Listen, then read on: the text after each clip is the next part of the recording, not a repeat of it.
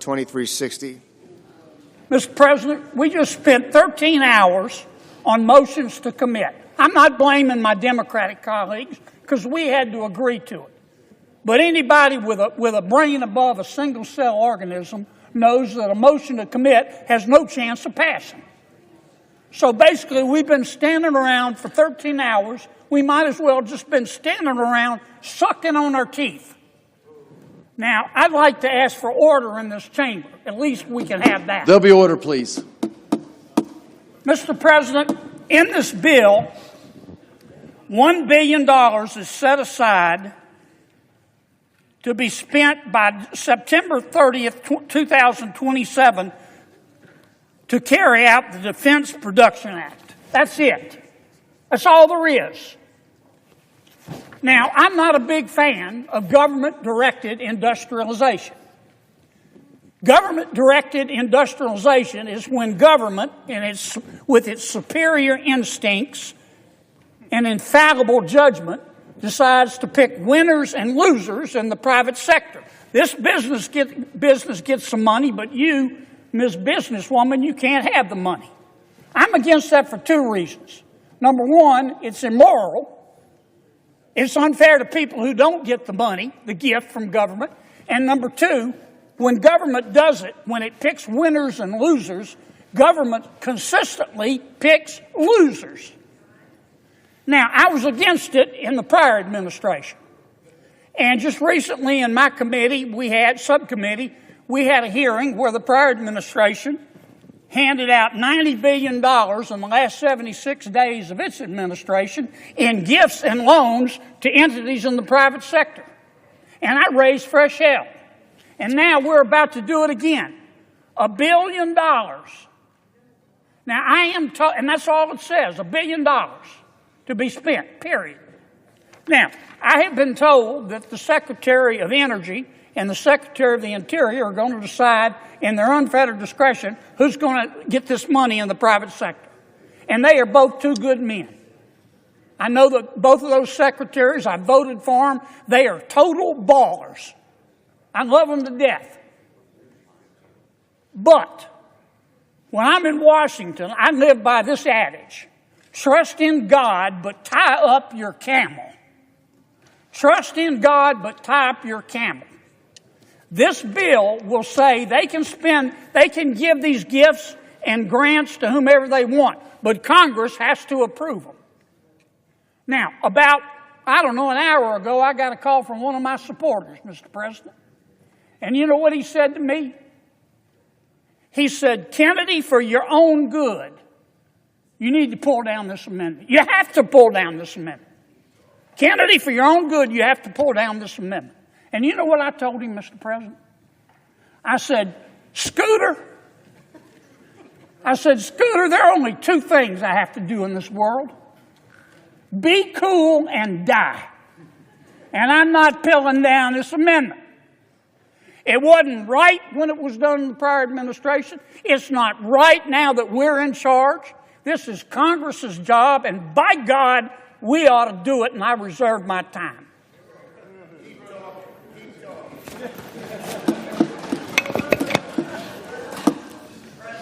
The senator from Vermont. All right. I support the Kennedy Amendment, but not for the reasons my friend from Louisiana does. I think that there should be some flexibility and there should be some governmental policy that helps our industry. And I do agree that the president should have some power. What I do not believe is that the Congress should be powerless.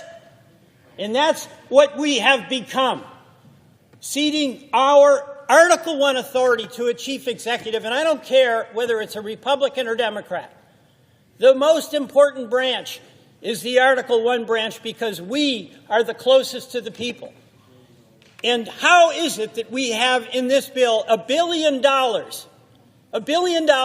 that goes to an executive to be spent in ways we have no input as to how it will be spent. We have no accountability. We have no way to tell the people we represent how this money is being spent and why.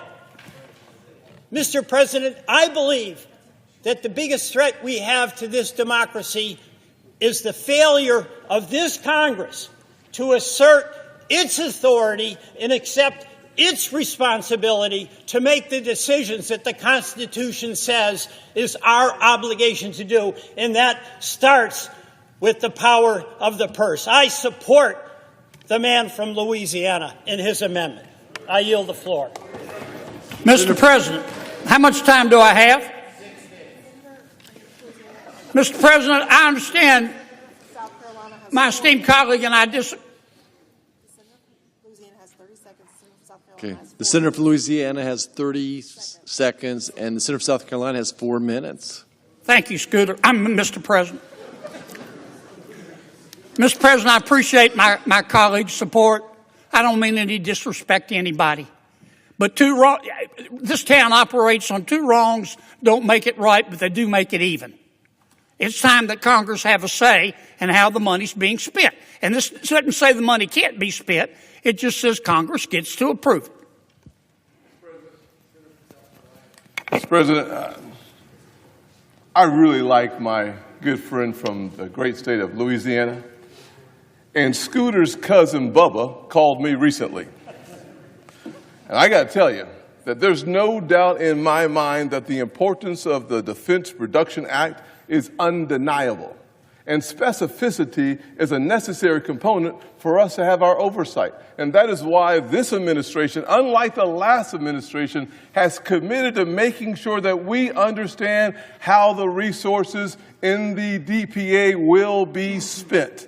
We have that commitment on a quarterly basis to receive the necessary information so that we understand with great clarity and transparency how the dollars within the DPA will be spent. But here's what we also know, that we remain reliant on China for critical minerals. Here's what we know, that the United States of America, the city on the hill, remains dependent on foreign powers for our necessary resources. We are not self-reliant in areas that matter the most to the American people and, frankly, to America's future. Now, you can think of this as just hyperbole, but the fact of the matter is clear when you look back to recent issues like COVID and PPE. We were begging China to help the American people, Mr. President. We were begging China for medicine, masks. We cannot allow this great nation to be dependent on other nations. We must become more self-reliant. And in the spirit of self-reliance, this administration, whom I will say, I trust President Trump. I trust his word to produce the results we need for this nation, to make sure that we are self-reliant, and I trust the president to produce the information that will satisfy my good friend, Senator Kennedy. But let me close with this.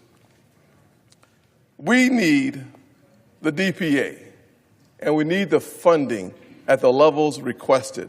We must make sure we always have the resources to produce for ourselves if there's another COVID. In the same way that we use the DPA to build levees and flood walls after Hurricane Katrina, we need to make sure we have the resources in place for natural emergencies. In the same way that the DPA was used to help protect service members who were deployed overseas from IEDs, we need the DPA. So, Mr. President, I ask my colleagues to vote no on this amendment. The pending amendment does not produce a change in outlays of revenues. I raise a point of order under Section 313B1A of the Congressional Budget Act of 1974. The senator from Louisiana.